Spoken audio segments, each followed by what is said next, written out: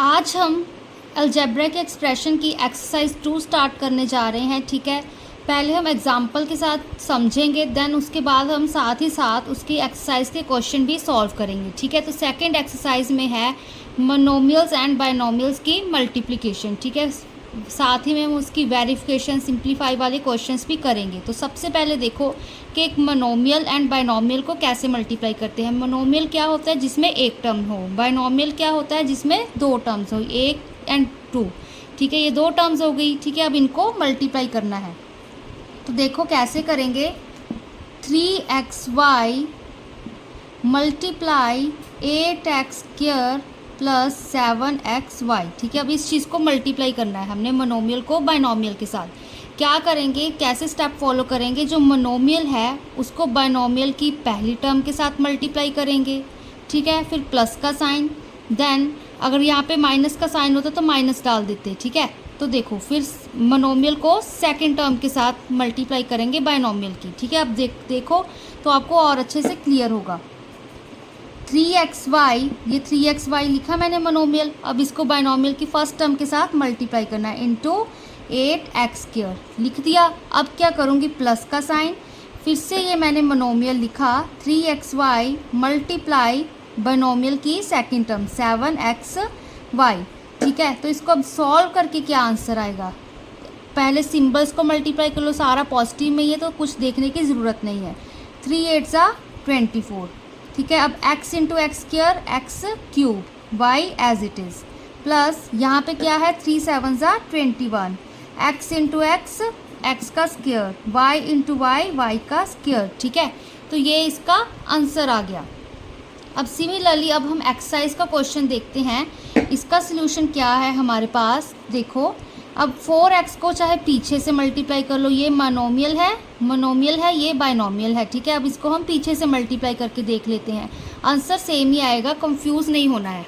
आप इस 4x को आगे भी लिख सकते हो। ठीक है, तो देखो अब इसको कैसे मल्टीप्लाई करेंगे, x² plus 3xy multiply 4x। ठीक है, ये चीज़ है, 4x को पीछे से मल्टीप्लाई कर रही हूँ, पहले ये मैंने बायनोमियल की टर्म लिखी इंटू मोनोमियल।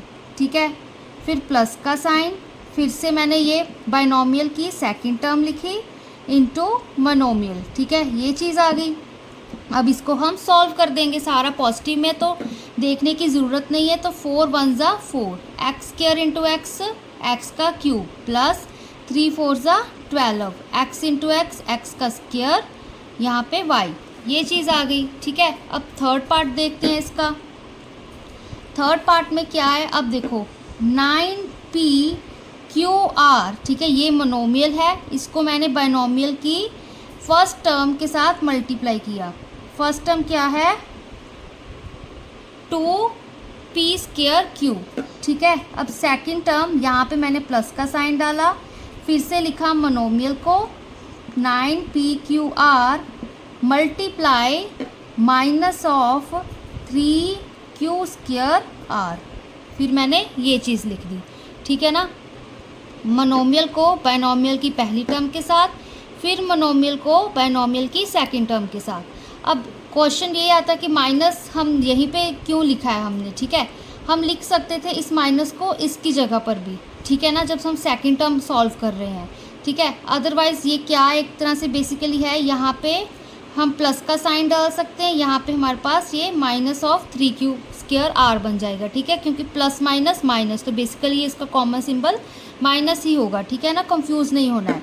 तो यहाँ पर देखो अब फिर से प्लस प्लस प्लस हो गया, फिर नंबर्स को मल्टीप्लाई करो, 9 2 18, फिर हम जो p/q/r वेरिएबल्स हैं हम उनको करेंगे। पहले p को करो, p इंटू p², p का क्यूब, q इंटू q का स्क्वायर, r नहीं था हमारे पास, एक ही है तो r, फिर यहाँ पे प्लस माइनस माइनस, 3 9 27, फिर से p कोई और वैल्यू नहीं है, p एक ही है, q इंटू q का स्क्वायर, q का क्यूब, r इंटू r का स्क्वायर। तो ये इसका हमारा आंसर आ गया।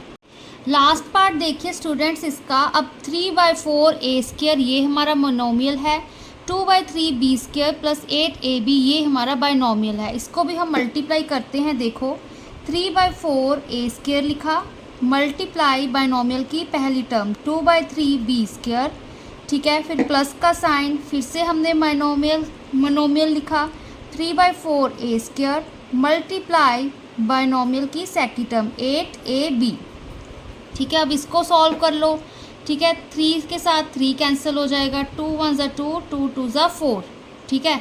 तो क्या आ गया यहाँ पे आंसर 1/2 ए स्क्वायर बी स्क्वायर, क्योंकि यहाँ पे कोई बी नहीं है, यहाँ पे ए नहीं है, ठीक है। तो ठीक है, फिर यहाँ पे क्या आएगा हमारे पास 4 1 ज़ा 4, 4 2 ज़ा 8, 3 2 ज़ा 6। यहाँ पे ए स्क्वायर इंटू ए क्यूब होता है, बी एज इट इज़। तो ये इसका आंसर आ गया, ठीक है। अब हम करेंगे क्वेश्चन सेकंड में हमारे पास क्या होगा। देखिए जो क्वेश्चन सेकंड है उसमें पहले तो हम, ठीक है, इस मोनोमियल एंड बाइनोमियल का प्रोडक्ट फाइंड करेंगे, देन उसमें एक्स एंड वाई की वैल्यूज़ पुट करके लेफ़्ट राइट साइड निकाल के उसको प्रूव करेंगे।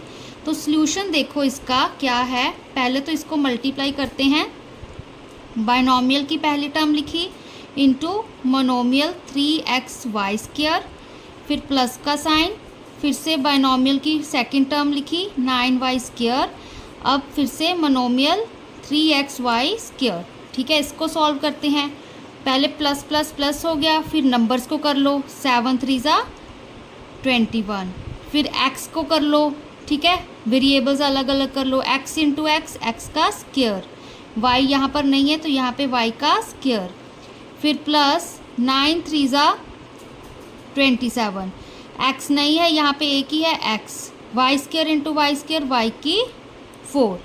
तो ये इसका आंसर आ गया। अब लेफ़्ट हैंड साइड हम कैसे चेक करेंगे, इवैल्यूएट करना है ना।